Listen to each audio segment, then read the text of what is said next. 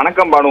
சேலம் மாவட்டம் மேட்டூர் அடுத்த கொளத்தூர், புது வேலமங்கலம், வெள்ளக்கரட்டூர், அதாவது கருங்கரடு உள்ளிட்ட பகுதிகளில் சிறுத்தை ஒன்று கிராமங்களில் நுழைந்து 30க்கும் மேற்பட்ட கோழி, ஆடுகளை அடித்து கொன்று வருகிறது.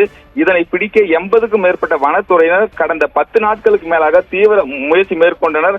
ஆனாலும் சிறுத்தையை பிடிக்கவோ அடர்ந்த வனப்பகுதியில் விரட்டும் முயற்சியோ எதுவும் பலனளிக்கவில்லை.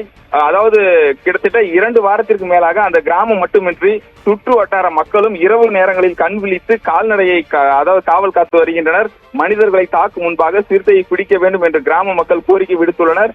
இதனிடையே புது வேலமங்கலத்தில் உள்ள துவக்கப்பள்ளி அருகே சிறுத்தையை பார்த்ததாக சிலர் கூறவே பள்ளியில் சுற்றியுள்ள புதர்கள் அகற்றப்பட்டு பள்ளி துவங்கும் முன்பே நாள்தோறும் வனத்துறையினர் பள்ளி உள்ளே சென்று ஆய்வு செய்த பிறகே பள்ளியானது துவங்கப்பட்டு வருகிறது.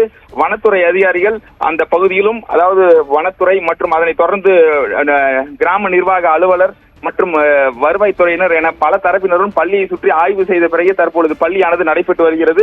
கிட்டத்தட்ட 14 நாட்களுக்கு மேலாக இந்த சிறுத்தையானது பிடிபடாமல் போக்கு காட்டி வருகிறது.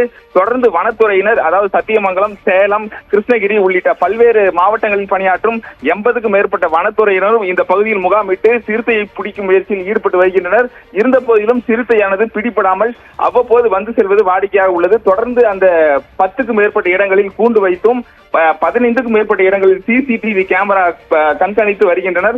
தொடர்ந்து இந்த சிறுத்தையின் மூலம் எந்த ஒரு அசம்பாவிதமும் நடைபெறாத வண்ணம் உடனடியாக சிறுத்தையை பிடிக்க கூடுதலாக வனத்துறை சார்பில் நடவடிக்கை எடுத்து கிராம மக்கள் விவசாய பணி உள்ளிட்ட எந்த ஒரு பணியும் மேற்கொள்ள முடியாமல் வீடுகளிலேயே முடங்கியுள்ளனர்.